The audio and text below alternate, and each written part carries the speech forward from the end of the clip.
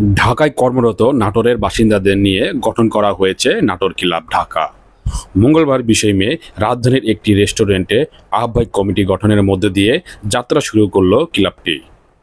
এতে মঞ্জুরুল ইসলামকে আহ্বায়ক ও অ্যাডভোকেট জাহিদুল আলম জ্যোতিকে সদস্য সচিব করা হয়েছে।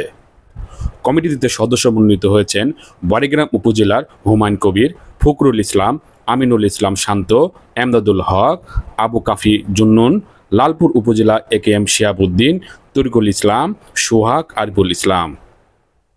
নলডাঙ্গা থেকে উপজেলার আক্তার হোসেন, সাজিদুর রহমান সাজু, গুরুদাসপুর উপজেলার খালেদ সাইফুল্লাহ, মতিউর রহমান, রবিউল ইসলাম আওলাদ, বাগাতিপাড়া উপজেলার কাজী আনোয়ার হোসেন সুজন, মোস্তাফিজুর রহমান আশু, আব্দুর রউফ, মাসুম বাকিবিল্লাহ, সাংবাদিক শামসুল ইসলাম, সিংড়া উপজেলার ইঞ্জিনিয়ার রেজাউল করিম, মশিউর রহমান, মাসুম বিল্লাহ, আকিল ইবনে আফসার।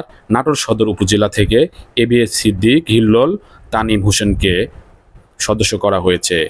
সবাই সংবিধান প্রণয়ন, সদস্য সংগ্রহ, সামাজিক বিভিন্ন কাজ ও ঈদ পুনর্মিলনী করার সিদ্ধান্ত হয়।